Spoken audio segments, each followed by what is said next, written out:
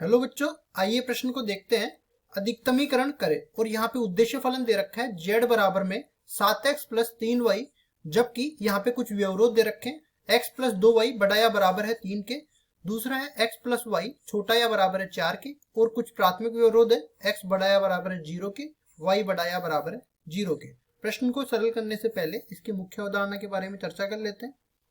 मुख्य अवधारणा, तो देखो ये जो अपने पास प्रश्न दे रखा है ये रेखिक प्रोग्रामन समस्या से दे रखा है। रेखिक प्रोग्रामन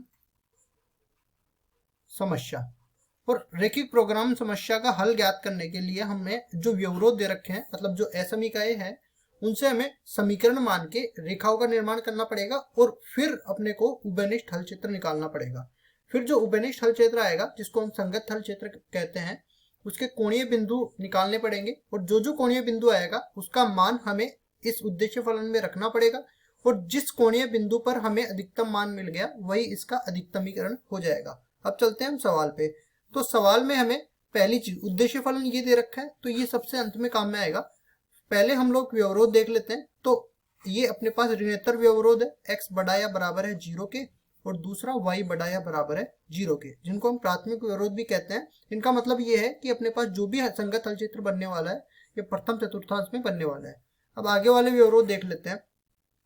ये पहला है अपने पास x प्लस 2y बड़ा या बराबर है 3 के, तो यहाँ से पहले इसको समीकरण मानना पड़ेगा। समीकरण बन गया x प्लस 2y बराबर में 3। अब देखो यहाँ से ये इसका जो ग्राफ बनेगा वो एक रेखा बनेगी, और रेखा का निर्माण करने के लिए हमें दो बिंदुओं की जरूरत पड़ेगी। तो इसके लिए हम लोग x बराबर 0 मानते हैं, तो यहाँ से y का मान अपने को 3/2 के बराबर मिल जाता है। तो बिंदु कौन सा मिल गया? 0 3/2। फिर हम लोग y को 0 के बराबर मानते हैं, तो x का मान यहाँ से 3 के बराबर मिल जाएगा। तो दूसरा बिंदु मिल गया 3 0। इस तरह से हम लोग दो बिंदुओं का उपयोग करते हुए रेखा का निर्माण कर लेंगे। अब आगे तीसरा व्यवरोध की अगर मैं बात करता हूं, तो ये दे रखा है x प्लस वाई छोटा या बराबर है 4 के। इसको भी पहले एक रेखा का निर्माण करने के लिए समीकरण में बदलना पड़ेगा। तो x प्लस वाई बराबर में 4। फिर रेखा का निर्माण कब होगा? जब दो बिंदु होंगे। तो पहला बिंदु जब हम लोग x बराबर 0 मानेंगे तो y का मान 4 मिल जाएगा, और जब y बराबर 0 मानेंगे तो x का मान 4 मिल जाएगा। यहाँ से बिंदु मिल गया 0 4, और यहाँ से मिल गया बिंदु 4 0। अब ये सारे के सारे हमको मिल गए। अब ग्राफ बनाएंगे हम लोग और इन रेखाओं का निर्माण करेंगे। तो देखो प्राथमिक विरोध से ये तो स्पष्ट था कि जो भी संगत हल क्षेत्र बनेगा वो प्रथम चतुर्थांश में बनेगा। तो केवल हमें धनात्मक x अक्ष और धनात्मक y अक्ष लेनी है। ये क्षैतिज अक्ष को x अक्ष कहते हैं, ऊर्ध्वाधर अक्ष को y अक्ष कहते हैं। अब देखो यहाँ पे बिंदु क्या क्या काम आ रहे हैं, 0 और 3 3/2 इस तरह से है। तो पैमाना क्या मानेंगे हम लोग? एक खाना बराबर 1 इकाई मान लेते हैं। तो ये 1, फिर 2, ये 3, ये 4, और ये वाला 5। इसी तरह इस अक्ष पे भी मान लेते हैं 1 2 3 4 और ये 5। अब देखो जो बिंदु दे रखे हैं उनको स्पष्ट कर लेते हैं यहाँ पे। तो ये क्या है? पहले वाले में 0 3/2 और 3 0। तो 0 3/2 ये x अक्ष पे आएगा जो 1 और 2 के बीच में, क्योंकि 1.5 होता है। तो यहाँ पे कुछ आएगा 0 3/2। फिर 3 0 देखेंगे तो x अक्ष पे आएगा, तो ये यहाँ पे आएगा। दोनों बिंदुओं को मिला देते हैं तो एक रेखा का निर्माण हो जाएगा। इनको आगे बढ़ा देते हैं। इसी तरह ये रेखा कौन सी है? x प्लस 2y बराबर में 3। ये जहाँ पे काट रही है उन बिंदुओं को नाम भी दे देते हैं। ये पहला बिंदु है जिसके निर्देशांक है 3 0, जिसको मैंने a नाम दे दिया। ये दूसरा बिंदु b, जिसको मैं नाम दे देता हूँ यहाँ पे 0 3/2। अब आगे वाली रेखा का निर्माण करते हैं। इसमें हमें दो बिंदु दे रखे हैं 0 4 और 4 0। तो 0 4 तो y अक्ष पे आएगा यहाँ पे, और 4 0 x अक्ष पे आएगा यहाँ पे। इन दोनों बिंदुओं को हम लोग मिला देते हैं, तो इस तरीके से ये मिलेगा।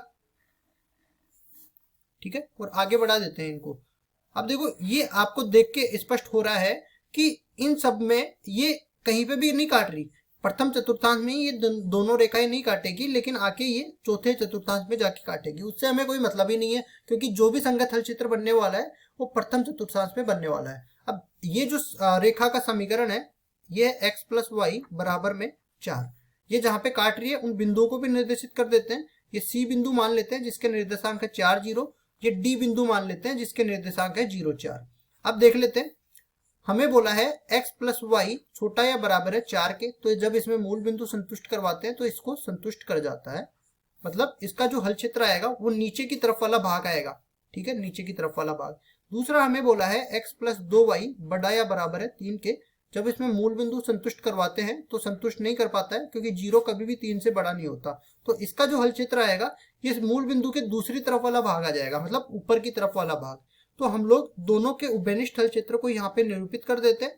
तो ये इन दोनों के बीच का जो भाग है ना, प्रथम चतुर्थांश में इन दोनों के जो बीच का भाग है ये अपना उभयनिष्ठ हल क्षेत्र आ जाएगा, जिसको हम बोल सकते हैं संगत हल क्षेत्र। इसमें ये रेखाएं भी शामिल होगी, क्योंकि आप असमीकाओं में देख सकते हैं, असमीकाओं में छोटा या बड़े के साथ बराबर का चिन्ह भी मौजूद है। तो ये अपने पास आ गया संगत हल क्षेत्र। अब इसमें देख लेंगे कौन कौन से बिंदु इसमें मौजूद है, वही इसके कोणीय बिंदु कहलाएंगे। तो पहला बिंदु हम लोग बात करते हैं, ये बी बिंदु अपने पास है, तो बी बिंदु के निर्देशांक है 0,3/2। दूसरा बिंदु डी 0,4 जिसके निर्देशांक है। तीसरा बिंदु ये ए जिसके निर्देशांक है 3 0, और चौथा बिंदु सी जिसके निर्देशांक है 4 0। इस तरह से अपने पास ये उभयनिष्ठ हल क्षेत्र आ जाएगा, जिसके कोणीय बिंदु पहले से निर्धारित है। अब हम लोग इसका अधिकतम या न्यूनतम मान निकालने के लिए बिंदुओं को लिखेंगे पहले। तो यहाँ पे देखो, बिंदु जिनके निर्देशांक, ए बिंदु के निर्देशांक क्या है 3 0, बी बिंदु के निर्देशांक 0,3/2, 3 0, बी है अपने पास 0,3/2, और इसी तरह सी बिंदु क्या आ जाएगा, सी बिंदु अपने पास आएगा 4 0, और डी बिंदु आ जाएगा 0,4, 4 0 और डी बिंदु 0,4। अब उद्देश्य फलन को उठा के लाते हैं। उद्देश्य फलन क्या है, x प्लस ये 7x प्लस 3y, तो इसको लेंगे यहां से z बराबर में 7x प्लस 3y। अब कोणीय बिंदुओं का मान रखते हुए चेक करेंगे कौन से कोणीय बिंदु पर अधिकतम मान देता है। यहाँ पे रखेंगे तो z का मान यहाँ पे 7×3 = 21 बन जाएगा। इसी तरह यहाँ पे ये रखेंगे तो z का मान कितना बनेगा, 3 3 9, 9/2, जिसको हम 4.5 भी कह सकते हैं। फिर आगे चलते हैं, z का मान यहाँ पे 7 चौक 28 के बराबर आ जाएगा। फिर यहाँ पे z का मान आएगा तो 4 3 12 के बराबर आ जाएगा। इन सब में अधिकतम मान किस पे है, ये 28 सबसे अधिकतम मान है, जो कि कोणीय बिंदु 4 0 पे है।